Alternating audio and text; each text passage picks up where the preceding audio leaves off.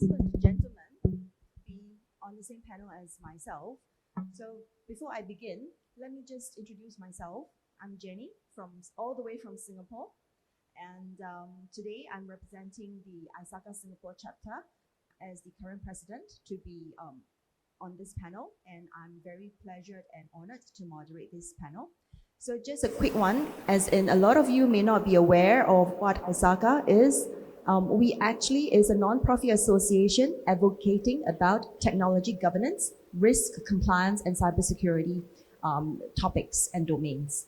So for today's panel, it's sort of related to what we do as a association. And I'm very honored to have Dr. Anand, who represents the, can I call you the techie or the researcher? And we have Mr. Yap. Can I relate you to an educator? Okay, great. And I have Mr. Paul, who is from the marketing side of things. So we have representation from various aspects. Now, before I begin, let me just set the context first, and then I'll hand it over to the panelists to introduce themselves, and then we get into the questions. They were actually quite worried that I deviate from the questions, but I said no worries, because the deviation comes from every one of you here. So I rely on you to make things difficult for them, not me. Okay, so for today's topic, it's talking about information literacy and fake news. But before I state that, there has been a research. I read through an article. Stanford University actually did a research a few years back and stated that all students from all levels couldn't be prepared or couldn't have the skills to identify what is the right information and whether this piece of information is fake news. And from that study, Stanford University also identified that at least 80% of middle schoolers thought that advertisements are actually news. Yeah. So you can see how unprepared the students are. And for today's topic, we talk about information literacy, and I wanted to set the stage as in we need to have a common definition of what information literacy is when we discuss this topic. So in a very simplified layman's definition, information literacy relates to a set of abilities to locate, evaluate, and use effectively and also when you need that piece of information. And of course, fake news is nothing is true, everything is false. At this juncture, it may not be intentional, but it does have a negative position and status on it. So that's where misinformation and disinformation comes into the picture, where disinformation is intentionally, making something that is with bad expectation and outcome on that. Okay, so the other thing that I wanted to highlight is why, when we talk about fake news, information literacy is always associated with it. I think when I read some of the articles while I'm doing some research, I think the answer is that you need to find a mitigating controls measure to deal with it. And to counter fake news, I believe the information literacy part is being the item, the method that's been identified to deal with that. And also the role of information literacy in mitigating fake news. In education, the interesting part is, again, when I'm doing some background research, it was stated that perhaps all schools, nowadays we seldom hear this term, but maybe schools need to consider to bring back the role of librarian. Yeah. So, in the past where we were schooling, we have the librarian to help us to identify the right information to access. But in today's culture, today's generation, we rely a lot on social media to do that, and also self-service. So could librarian be the one that brings back all this control and quality of information? That's the question mark that we also need to address.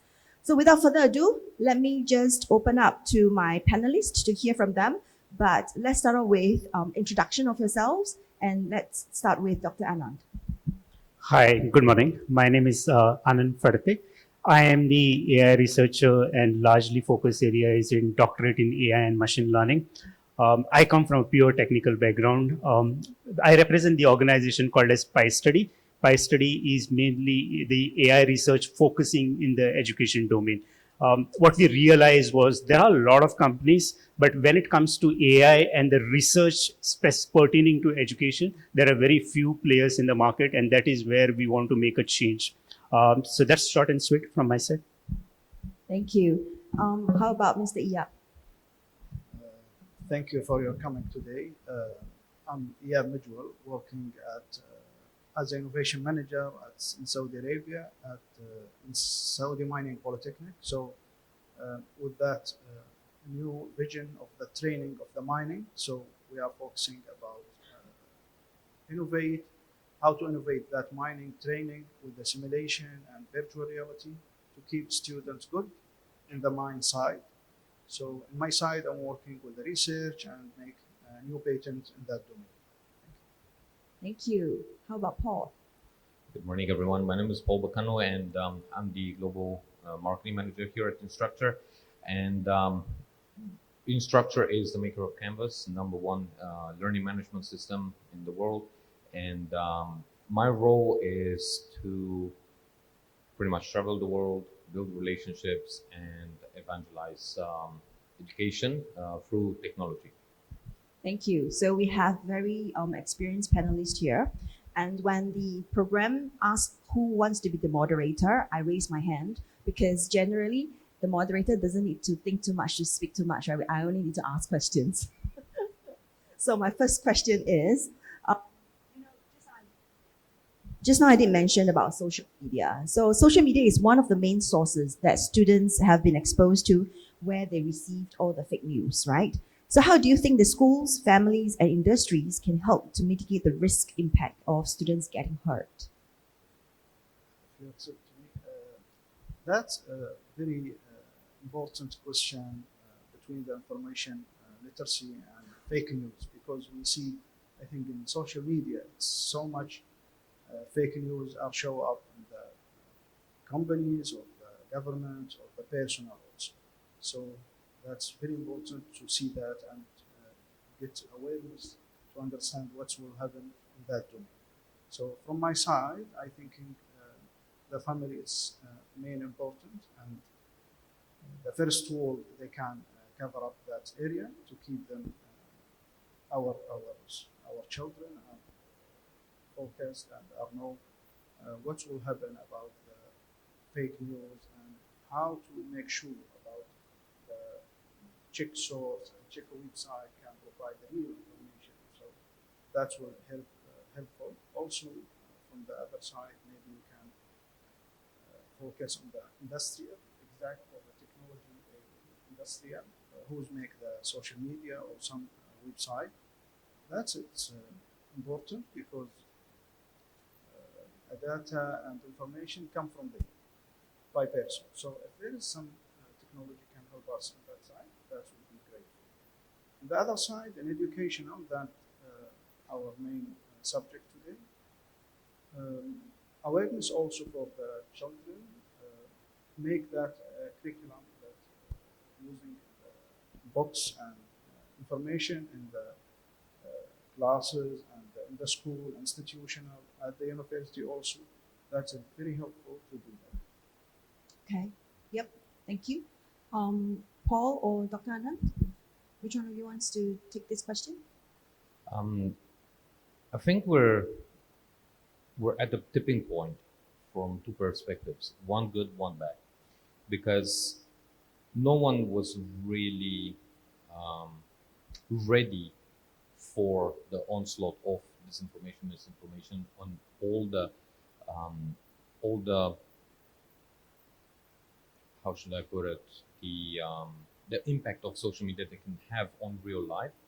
But I think we've all learned that throughout 2016-ish, and governments, people, parents have started to realize the impact of it. So we've started to learn about it. Some governments have gone to the one extreme of actually banning social media for kids under 16, which is my country, Australia, just a couple of days ago. um, other governments are more relaxed because they don't want to infringe on free speech.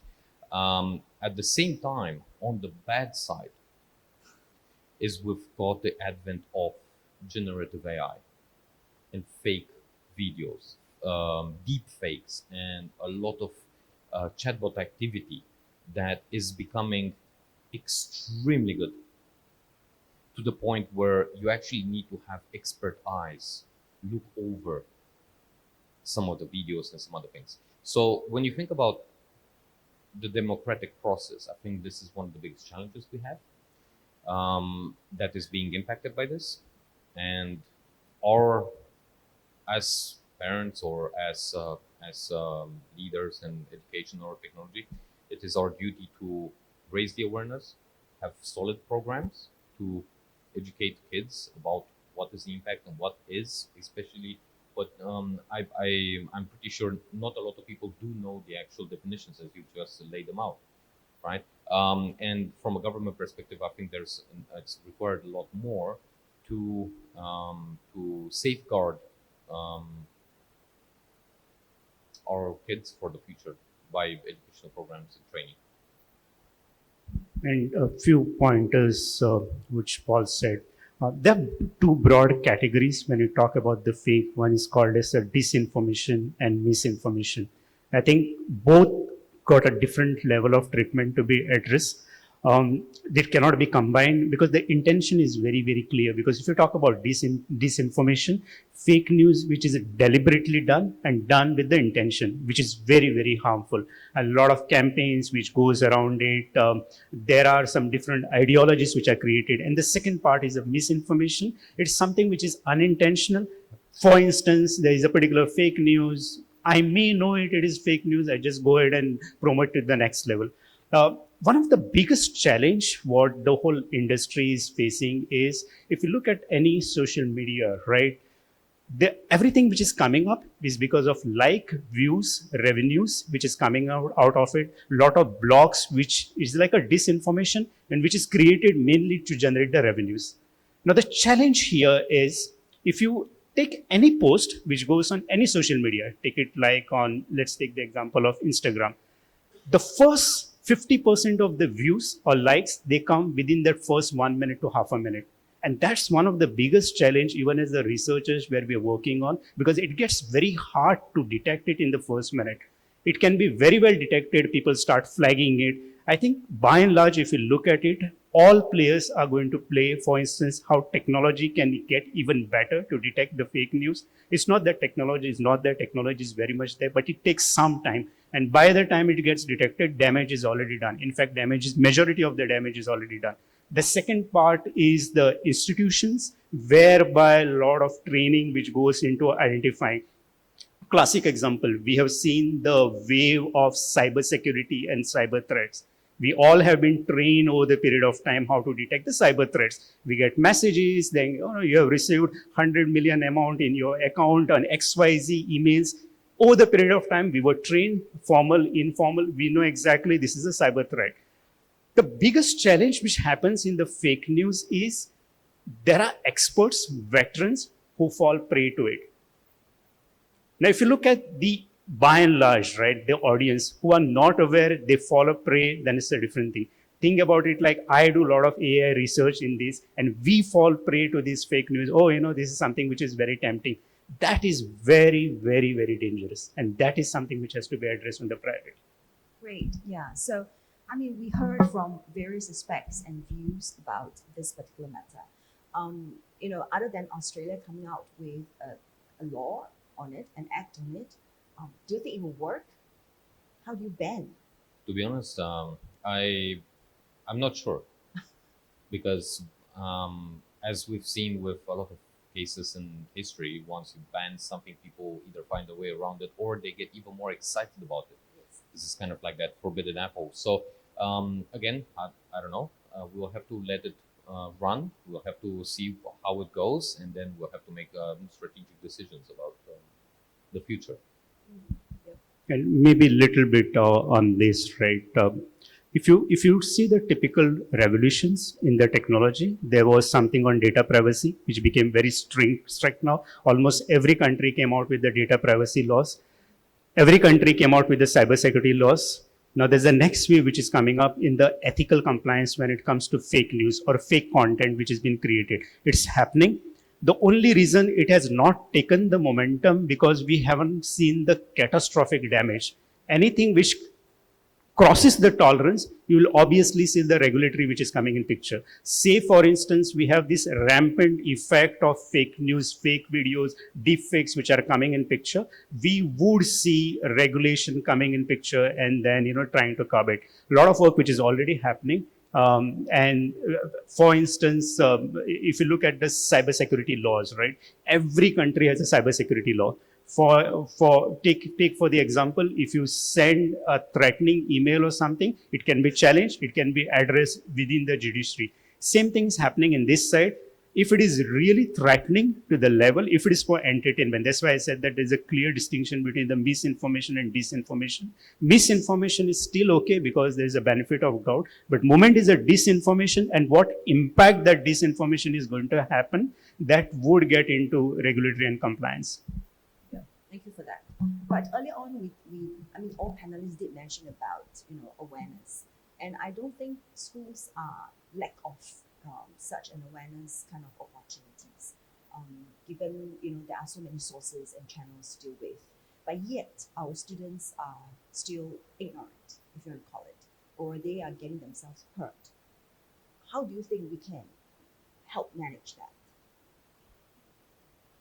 I think that it's very compatible to see that all we have children and we can see how they are ignored to not use that social media. We cannot control the exact for the Middle East side, so still difficult with regulation have it, but it's still so. I think the way awareness is important. The first step from the family to understand what will happen on the social media exactly, because sometimes the website there is some official website, so they are respect the news and how to add the news for the real things. So awareness, I think, is very important from the like age of 6 or because they have iPad and they are playing and using all applications. Except for the deepfake and some application they are using for editing for any evidence of reality. So it's too dangerous. Paul, you have anything to add to that? I think from an educational perspective, how you have computing 101 classes, or even if you go to high school, you learn the basics of whatever. And I think since we live in the information age, I think it's the best time of human history to live in, really. And from an educational perspective, I think if we would start implementing some programs of what is information 101, strategic thinking 101, analysis 101, I think it's going to make it exciting and interesting for everyone. If I was a kid now, I would be excited to learn about what is this thing called social media and how do you disseminate between what is real, what is not. And there are a lot of tools out there. So it's not like we're living in a vacuum.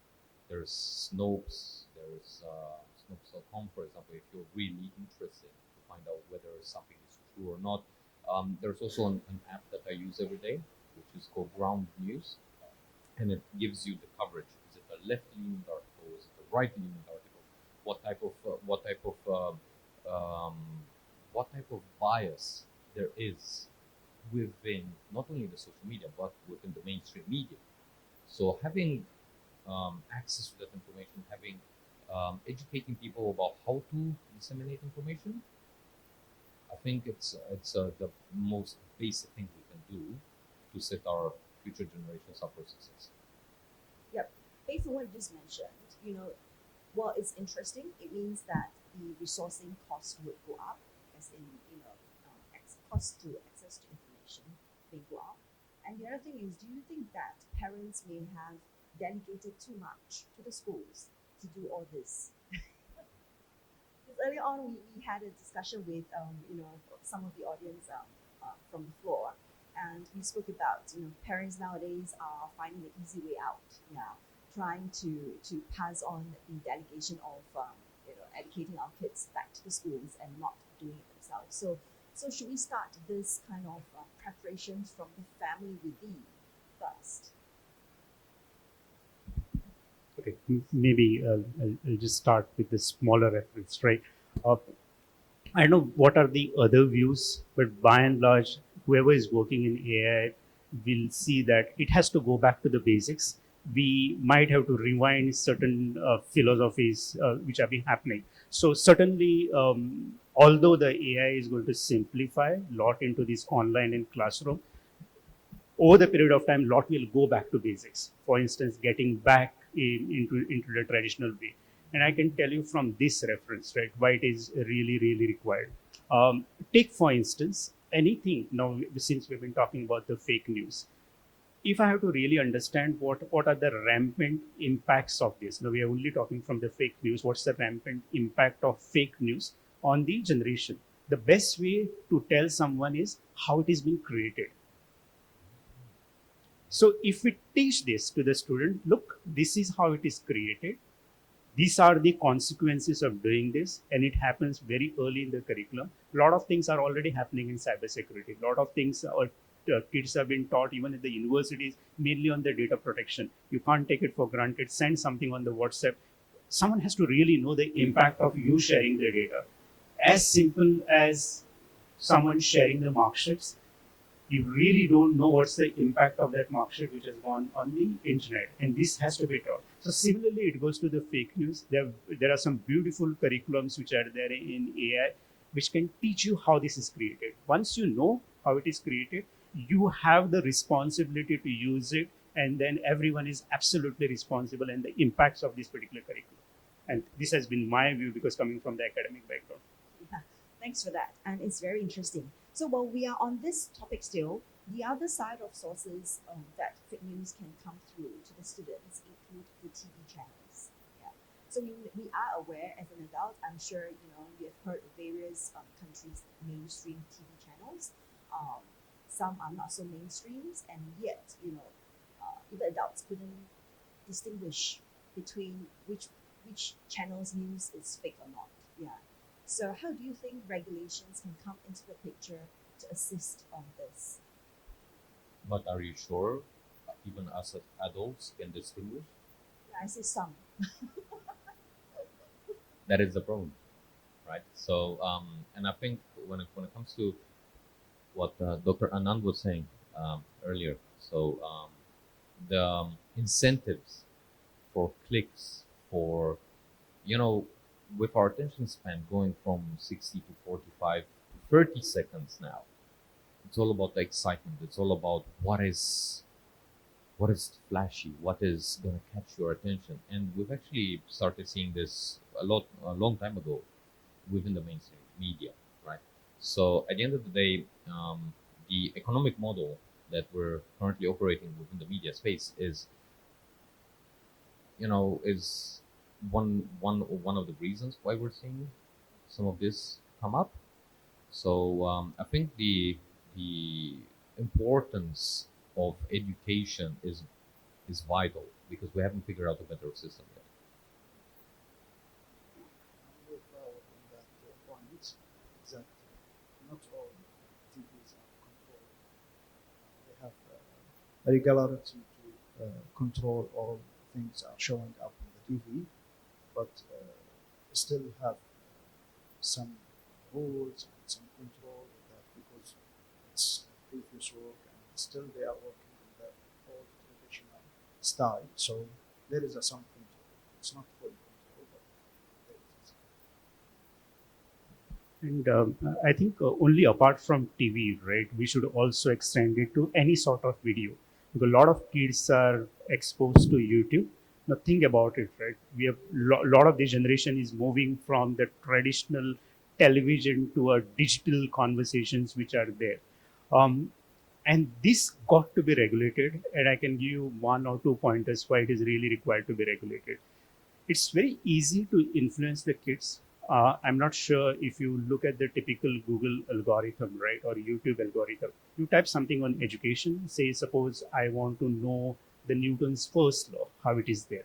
I keep on typing, I'm more interested, Google understand, YouTube understand that I'm more interested in something in physics. The fourth recommendation or fifth recommendation, I can get something which is more like a fake content which is there.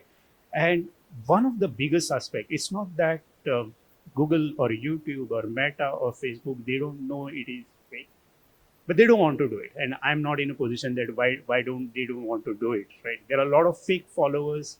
Everybody knows on Instagram that 10% of the users are fake, which is already there. Which extends to the problem that in today's world, we all know that human creativity has to sit on top.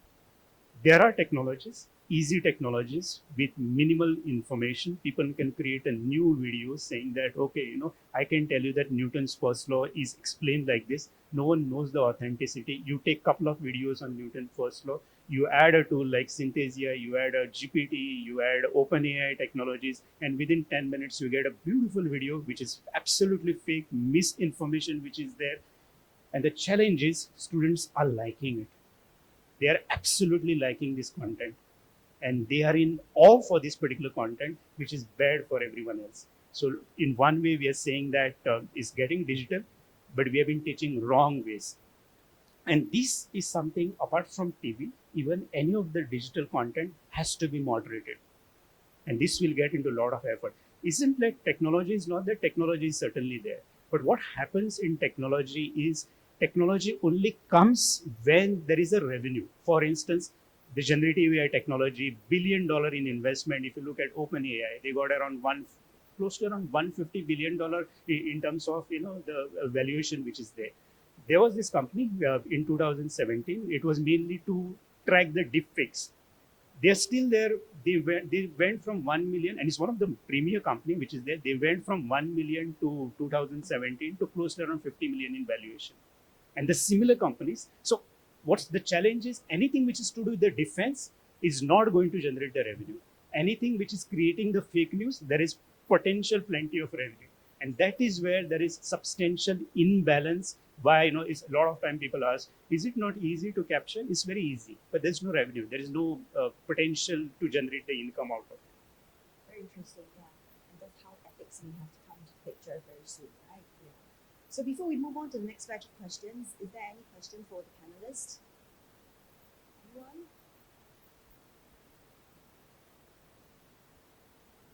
Anyone wants to challenge them? Yes, sir?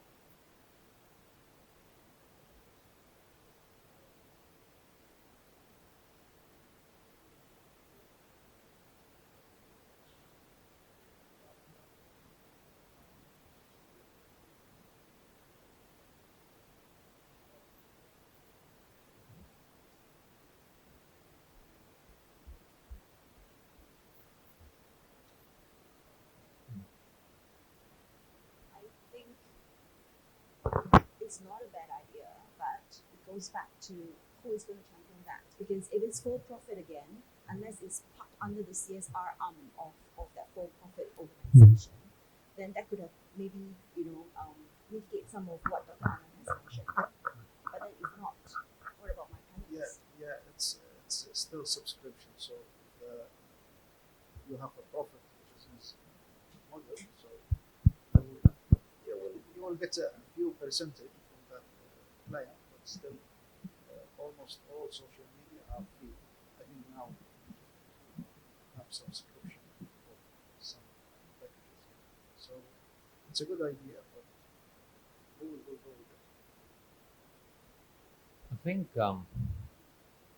the most important thing is to allow the student to disseminate on the basis of once they've been educated on the basic principles of journalism, of ethics, of what is real, what is fake news, how to identify it, what are some of the key points, then something that we should encourage is the freedom of speech and allow the organizations to run their course. Because what I think is going to happen is a market correctiveness that will come organically after that. essentially they will start to disengage from what is exciting just because it's fake, and actually continue um, to champion what they've been educated from the very beginning. So I think at the fundamental level, we should encourage the freedom of speech and democracy. At the same time, we need to provide the basic education for the future generations to make their own decisions. And maybe one pointer, because we are doing a lot of research in this area. I think one of the challenge is when it by human being, right? One of the gentlemen sitting behind was nicely explaining on the NLP. By we human being visualize something which is exciting, which is spicy, which is controversial, and that is the nerve what fake news or fake content is working on. A lot of time we know this is fake, but we still like to consume it, and there's the audience. There's a substantial audience for this type of content, which is like very spicy, which is really exciting rather than I can tell you how many of we, maybe academician is a different thing, how many people really like to read the philosophical books, right? They're beautiful philosophical books, very dull, boring, but when it comes to this sort of content, and that is one of the reason there is no user base. Moment there is a user base, there's a substantial technology which you are saying, sir, which is there. It can be easily done, but there is no market at this point in time. Yeah. So, I mean, it's very nicely that gets into our next question is that, with all these being said, how do you think we can equip our students to navigate this vast digital sea of information?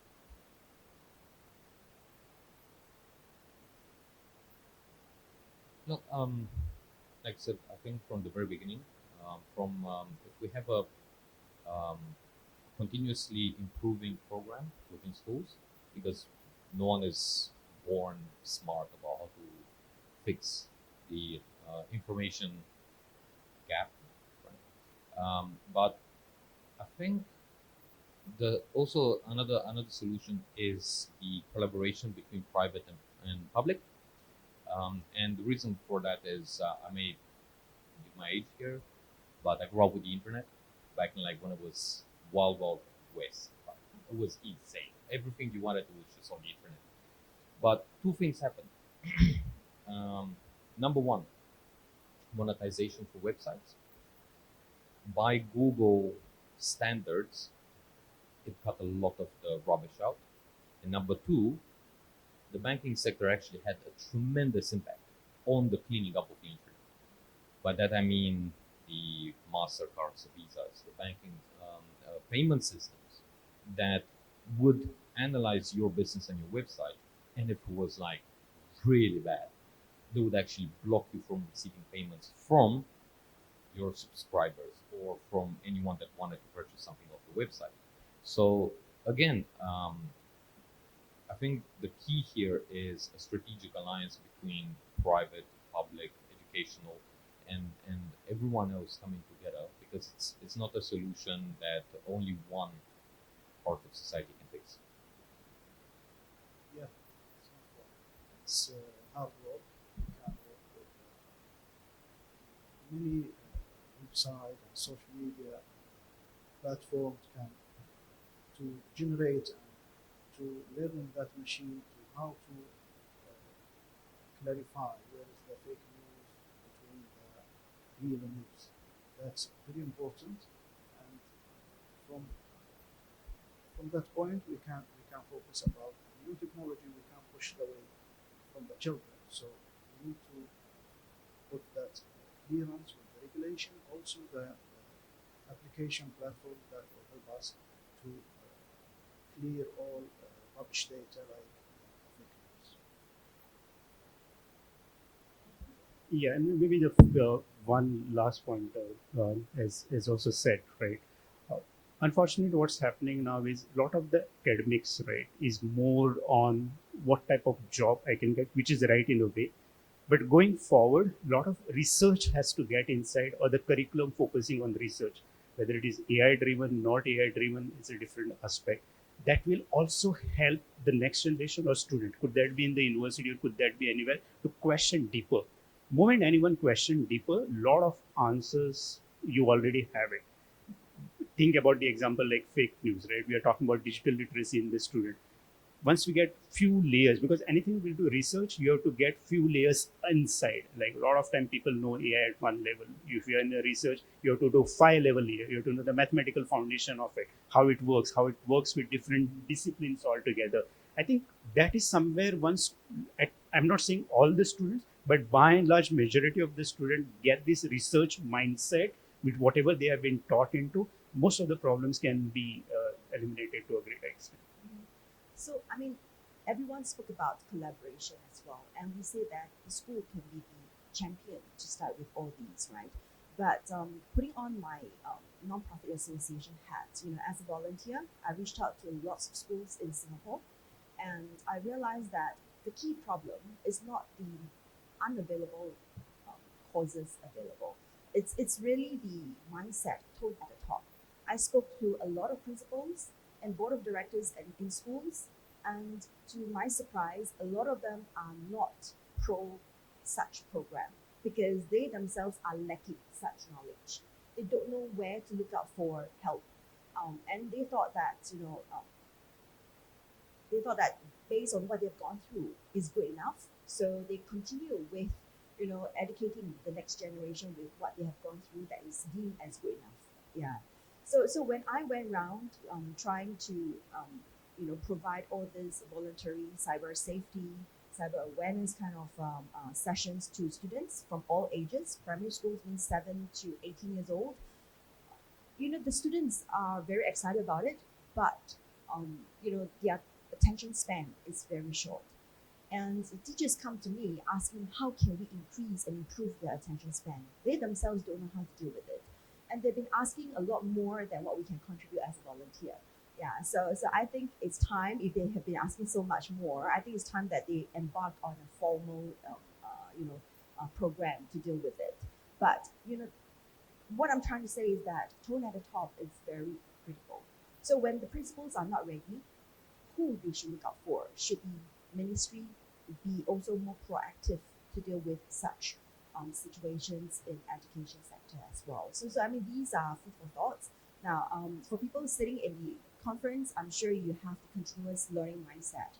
But for people outside of the conference, they typically fall back onto what they think is suitable, yeah, to the population. So this is something that we have to deal with, and we are needing a lot more collaboration with profit and non-profit kind of associations and organizations to come together, other than some of us here who advocate about it, to deal with it. So we are closing our session in a couple of minutes time. So before we go away, I just wanted each one of you to think about um, what we've discussed earlier about technology, AI into the picture, non-profit association into the picture.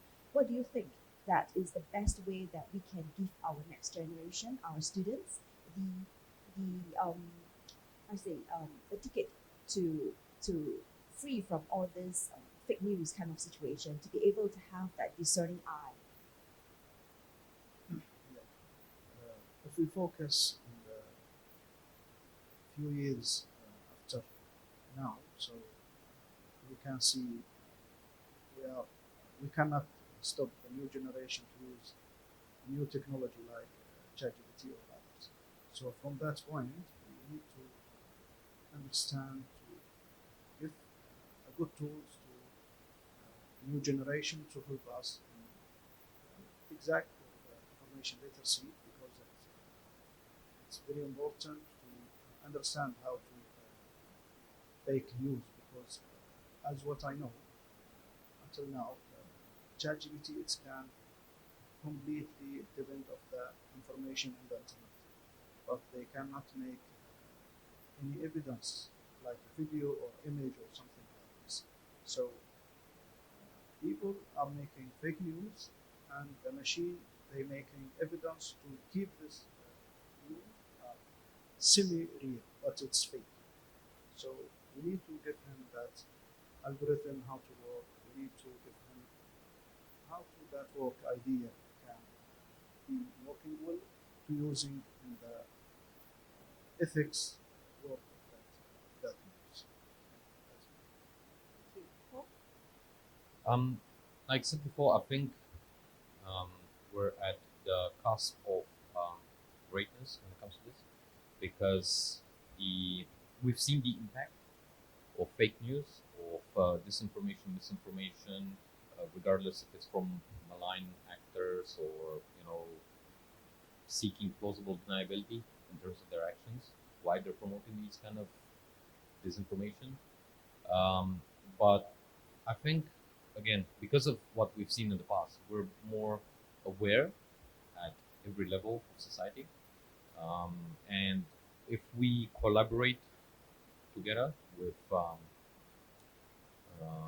private, public educational system within the families, then we can come with some real robust solutions that we can then implement and learn from the implementation in order to better them.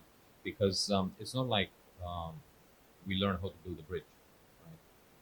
You learn once and that's it. It's pretty basic.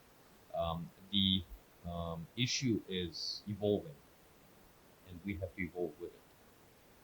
Great, thank you. Finally, Dr. Anand? Yeah, and I'll still go back to my basics. What I have learned is stronger in terms of regulatory compliance, like how the regulatory compliance came for data privacy, compliance came from GDPR and cybersecurity. Similarly, when it comes to generative AI, because a lot of this fake content is getting created by generative AI, we are still seeing the tip of the iceberg because currently, as of now, the fake content is created by humans. Think about the scenario that AI is creating now. For instance, there's still a manual intervention, right? We say type of prompt. There are so many AI bots which are there. They start creating and they start creating the ecosystem. That could be a catastrophic. So that is where the regulatory compliance which comes in picture. Stricter norms. I know that a lot of people say that it should be as democratized as possible, but the stricter norms when it comes to if anyone breaching it, because it's going to get even worse. We have seen still the best case scenarios. We have still not seen the worst case scenarios. So before it reaches the worst case scenarios, there has to be some sort of regulatories which comes in place. Like for instance, a lot of ethics AI bodies which have been forming and doing a lot of work. This has to percolate to the next level and taken. Yes, thank you very much, my panelists. So for everyone, you have heard them. They come from two big angles. Actually, one is key to collaboration to all stakeholders that come together to make things work. The other one is to drive behavior, and regulations may be one of the ways to best drive behavior.